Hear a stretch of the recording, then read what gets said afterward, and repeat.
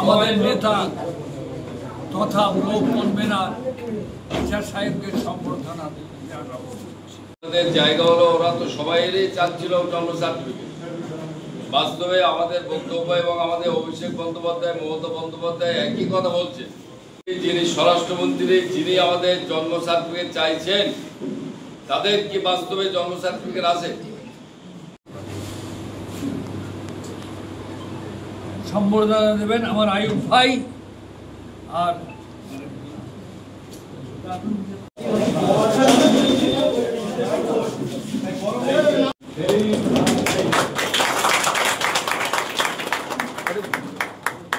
এরপরে আমাদের জাফরপুর 24 নম্বর এবারে ফুল লাগানো দাও।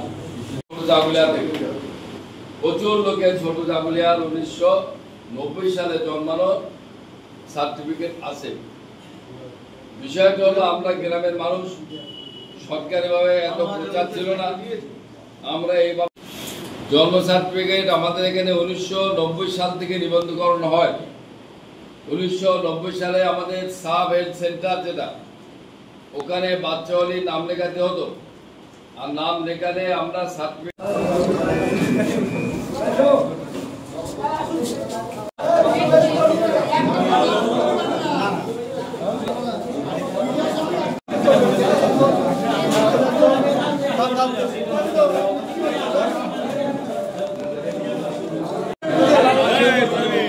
দেন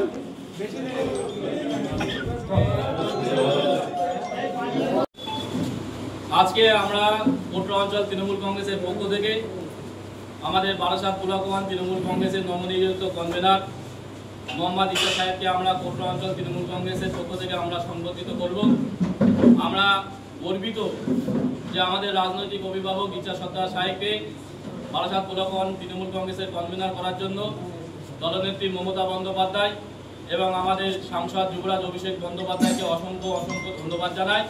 এবং সেই সঙ্গে সঙ্গে আমাদের জেলা নেতৃত্ব ডাক্তার কাকুলি ঘোষ দস্তিদার মহাশয় এবং আমাদের মন্ত্রী রতিন ঘোষ মহাশয় থেকে শুরু করে যারা জেলা নেতৃত্ব আছেন, সকলকেই আমরা কোটরা অঞ্চল তৃণমূল কংগ্রেসের পক্ষ থেকে আমরা অভিনন্দন জানাই।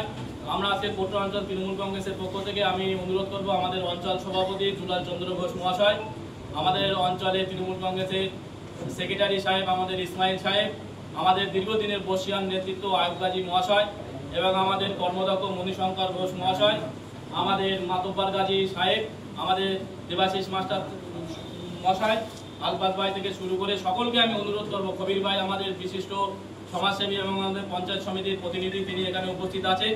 এবং আপনারা দেখতে পাচ্ছেন যে সকল কোটরা গ্রাম পঞ্চায়েতের 28টা বুথ থেকে 28টা বুথ মেম্বার এবং আমাদের 26 জন তৃণমূল কংগ্রেসের বিজয়ী যে ক্যান্ডিডেট আমাদের সদস্য এখানে উপস্থিত আছেন। এবং সেই সঙ্গে ভালোবেসে আজকে কোটরা গ্রাম পঞ্চায়েত থেকে অসংখ্য তৃণমূল কংগ্রেসের কর্মী সমর্থকরা আজকে এই সংবর্ধনায় এসে উপস্থিত হয়েছে। কারণ আমরা আজকে সকলেই খুশি আমাদের রাজনৈতিক অভিভাবক ইচ্ছা সর্দার মহাশয়কে আমরা নতুনভাবে নতুন পদে আমরা পেয়েছি। আগামী দিনে ইচ্ছা সর্দার মহাশয়ের হাত ধরে বারাসাত ব্লক জুড়ে তৃণমূল কংগ্রেসের যে সংগঠন আছে সেই সংগঠন আরও বেশি শক্তিশালী হবে আমরা আশা রাখি। এবং বিধানসভা যে নির্বাচন, সেই নির্বাচনের প্রাককালে দাঁড়িয়ে আজকে থেকেই আমরা বিধানসভার কাজ আমরা শুরু করলাম। আমি অনুরোধ করছি দুলাল চন্দ্র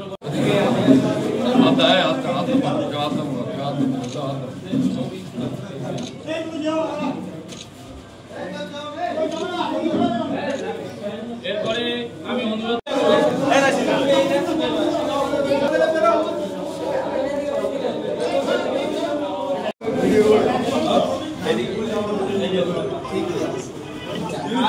ভিডিও থেকে ফটো চলে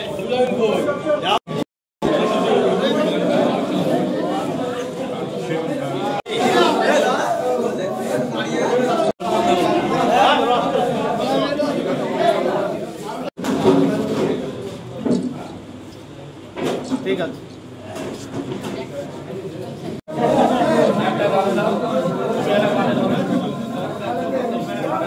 এবং আমাদের ছাত্র পরিষদের দুজন বলিষ্ঠ নেতৃত্ব কোটরা অঞ্চল তৃণমূল ছাত্র পরিষদের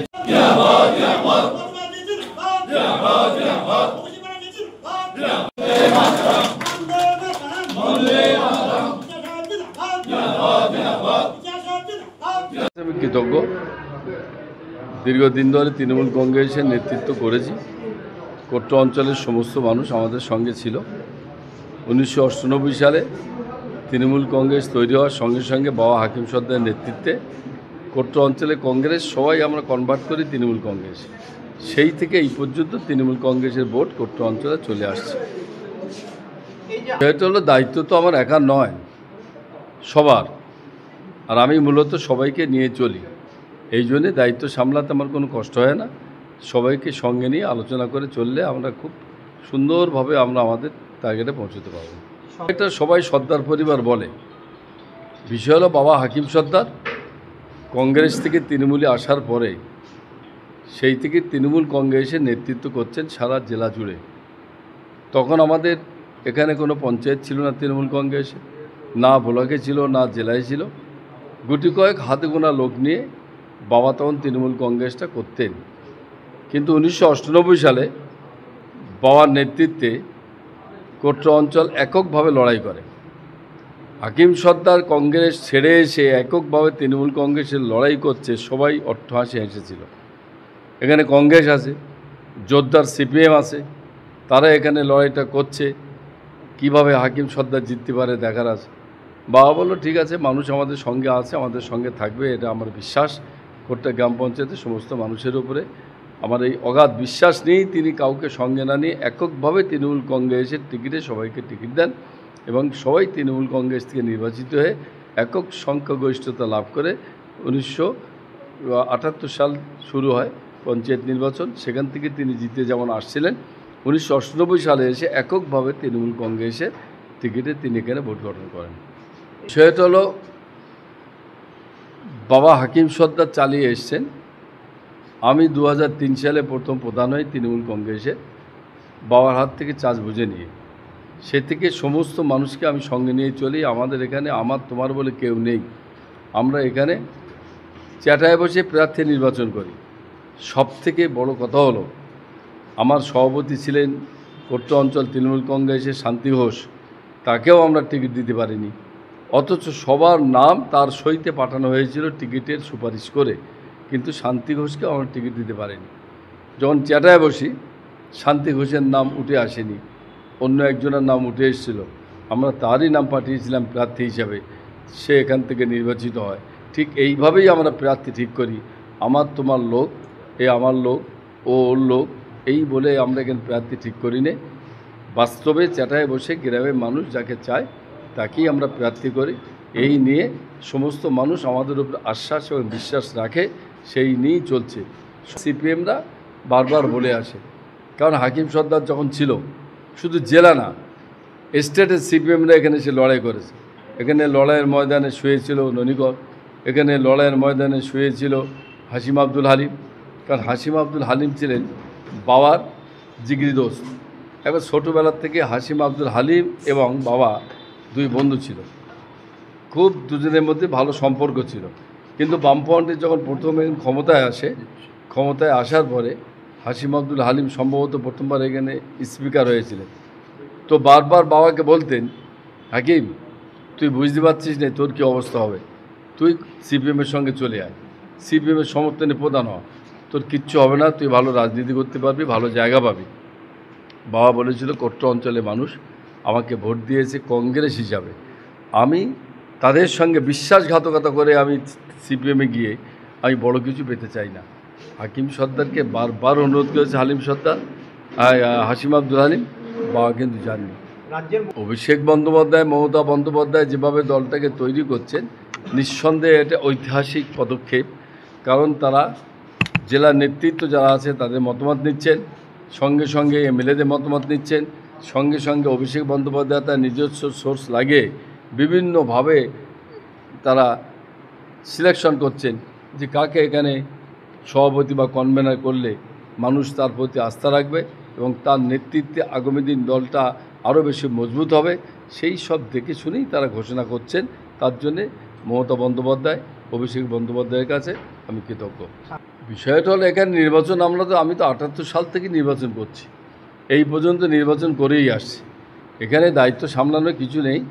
আমরা সবাই সংঘবদ্ধভাবে আমরা ময়দানে নামব।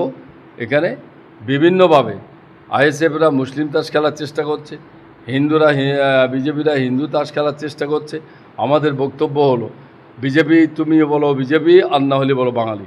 তুমি যদি বাঙালি হও তুমি বিজেপি হতে পারবে না, আর তুমি যদি বিজেপি হও তাহলে বাঙালি হতে পারবে না। কারণ যেভাবে পশ্চিমবাংলা পরিযায়ী শ্রমিক বাঙালিদের উপর অত্যাচার করছে ডবল ইঞ্জিন সরকার, বিজেপি সরকার, একটা বিজেপির এখানে নেতৃত্ব মুখ খুলতে পারছেন না, তার মানে তারা বিজেপি, তারা কিন্তু বাঙালি নয়। এখানে মূল লড়াই আমাদের, হয় বিজেপি থাকতে হবে নাহলে বাঙালি হতে হবে। বাঙালি হলে প্রতিবাদ করতে হবে, আর বিজেপি হলে তোমরা তার সমর্থন করবে বাঙালিদের বিরুদ্ধে। এটা নিয়ে আমাদের লড়াই। এই লড়াইতে পশ্চিমবাংলার সমস্ত মানুষ আমাদের সঙ্গে থাকবে। আর আইএসএফ এখানে মুসলিম তাস খেলার চেষ্টা করছে, বিভিন্নভাবে হুজুর পীরজাদাদের রাস্তায় নামিয়ে বিভিন্ন শরিয়াতির কথা বলে। মুসলিম যারা এখানে মুসল্লি গোছের লোক আছেন, যারা এখানে একটু বয়স্ক মানুষ আছেন, তাদেরকে বিভিন্নভাবে বুঝিয়ে আইএসএফে নিয়ে যাওয়ার চেষ্টা করছে। মানুষ অত বোকা নেই, কারণ পশ্চিমবাংলার মানুষ নিরক্ষর হতে পারে। পশ্চিমবাংলার মানুষ কিন্তু যথেষ্ট রাজনৈতিক সচেতন। তারা এই ভুড়ুং ভাড়ুং এইসব বুঝিয়ে পশ্চিমবাংলার মানুষকে ভুল বোঝাতে পারবে না। আমরা নিঃসন্দেহে 250 না হলেও 250-এর কাছাকাছি সিট নিয়ে আবার আমরা চতুর্থবারের জন্য ক্ষমতায় আসবো। আমি মোহাম্মদ ঈসা, বারাসাত ব্লক 1 তৃণমূল কংগ্রেসের মানে সদ্য মনোনীত কনভেনার।